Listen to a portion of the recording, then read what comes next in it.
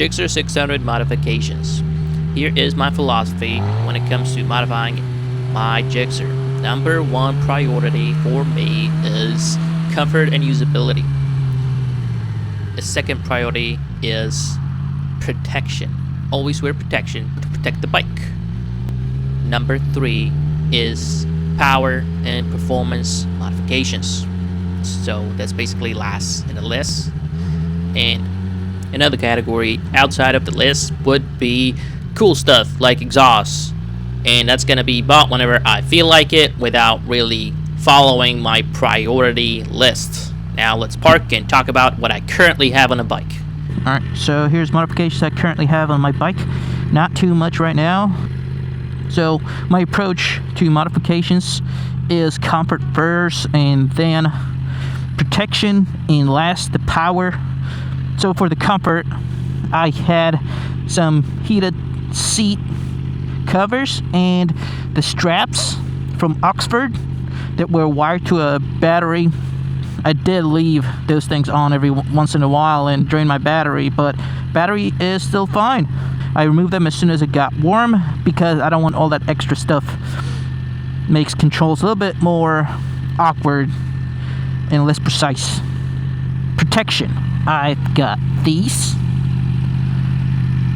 frame sliders and they do a pretty good job in my opinion on the right side. I'll show you. As you see, it's off now, but it did protect the body pretty well. I also have these from GB Racing. They are fairly expensive, so if you do buy them, I would recommend you go ahead and get the entire kit instead of buying them one by one like I did.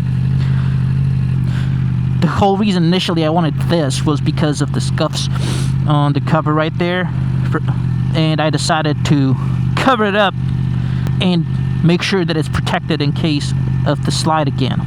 Another thing, I also had this Puig Raw lever covers.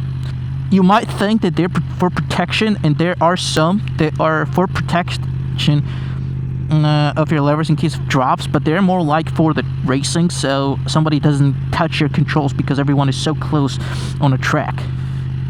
I still have the left one, right one needs to be replaced, but Revzilla sent me a wrong one, so I took both of them off, and I'm gonna wait until I have both before I install them.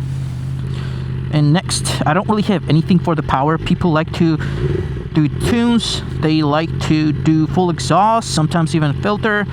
Now, I will put full exhaust in here sometime in the future. It will save you some weight.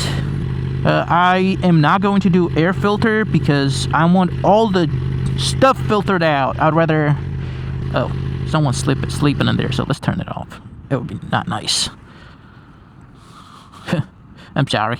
Another thing people like to do for modifications is switching out levers. I will put either ASVs or GB Racing ones in here in future.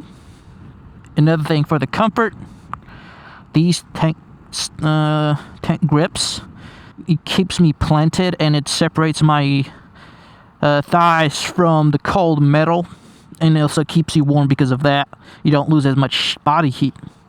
Also, put something in the middle. Your zipper will scratch your tank. We got a little bit of riser mods right here. This fake carbon cover does protect it from scratches from the keys. So, yeah, it might be a little ricey, but it does something. And, of course, we got master cylinder cap or cover or whatever you want to call that. The things I want to do this bike in the future, get Trackstar Healy bars for a little more street comfort. I will put full exhaust system, most likely Tech 1 carbon, because I think that's the only full titanium exhaust for this bike. I haven't seen any other ones. I've been looking. If you know any other full titanium exhausts, let me know.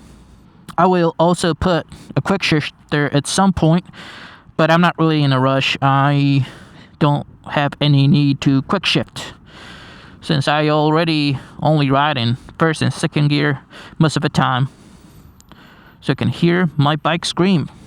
I'm still not sure if I should stick with 525 or switch to 520, since 525 is tougher, thicker.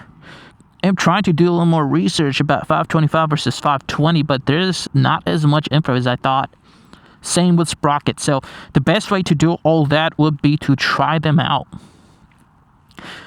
Popular ones are -1 in the front and +2 in the back for more low down torque and lower top speed. I don't really want to lose a lot of top speed, but I don't really care as much. I want my bike to be running more aggressively at slower speeds, so I'm kind of getting more out of it. I don't really care about faster acceleration itself, but I want to have it screaming at lower speeds, so I'm kind of playing around with it a little more. I would put power into higher tier of my priority for modifications if there was actually a reliable way to get a really higher amount of power out of these, but unfortunately there's not much. You could do some crazy stuff, even maybe nitrous, but that's a little more crazy setup. That's not really something that's gonna be reliably run on a bike. I do wish there was some sort of reliable way to put a forced induction on these bikes. Some people have done them, but it's not going to last. Everybody's saying that engine's gonna blow sooner or later, no matter how reliably you do them.